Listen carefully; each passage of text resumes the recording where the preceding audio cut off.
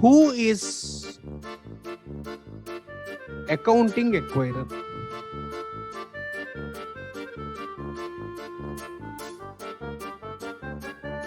Who is accounting acquirer and who is accounting acquiree?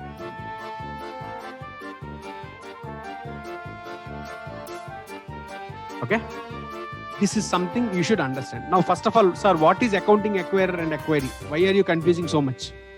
Whoever buys, they only will account now. Cool, chill, I'll tell you. Now, recollect again AS. Let's go back to AS. AS 14. I'll keep moving there and here, but I'll maintain that clarity. Don't worry. Okay. AS 14. What would you do in AS 14 for amalgamation in the nature of purchase? Amalgamation in the nature of purchase, the purchasing company's balance sheet will be taken at book values in the combined entity, amalgamated entity, and the selling company's balance sheet will be taken in the purchasing company's balance sheet. Assets will be taken at fair values and liabilities will be taken at agreed values. Yes or no? Agreed values. Purchasing company, its own assets and liabilities will be taken at book values.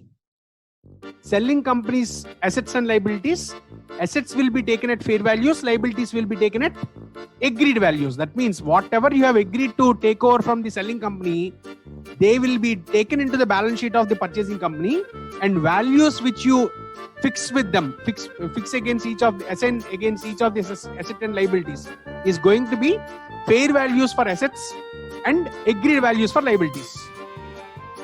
Okay, this is what we used to do in AS 14. AS 14. Now let's come to Ind AS again. Let's come to Ind AS again.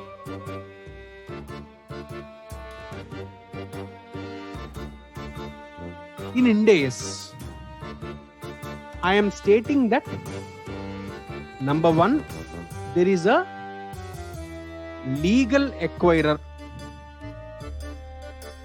Number two, there is a legal acquiree. Number three, there is a accounting acquirer. Number four, there is a accounting acquiree. Okay, look at the language carefully. Acquirer. Sorry.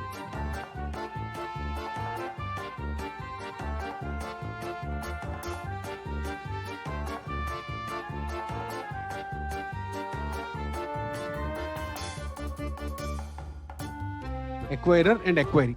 Okay, look at the language carefully.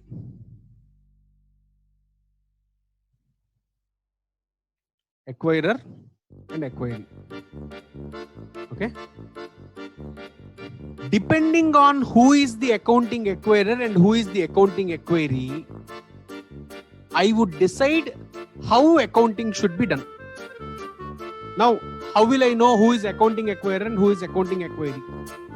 This is the purpose for which I told you earlier that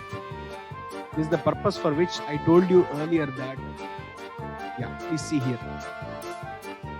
In the combined entity, there is no concept of equidominance. Okay?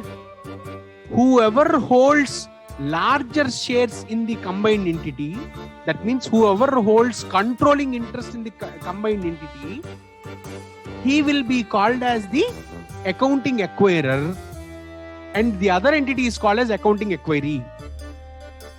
Are you guys able to follow? I'll repeat once again. In the combined entity, please recollect this example which I told you earlier. Earlier, P Limited had equity share capital of 2 lakhs. S Limited had equity share capital of 1 lakh. Both the companies came together. PS Limited is formed. In the new entity, combined entity, there are two groups of shareholders. One is P Limited group of shareholders. Second is S Limited group of shareholders. These P Limited group of shareholders hold 2/3 shares in the new entity. S Limited group of shareholders hold 1/3 shares in the combined entity. Okay. Look at which group of shareholders hold control in the entity. Look at which group of shareholders hold control in the entity. Such group of shareholders who hold control in the entity will be called as accounting acquirer, and the other is called as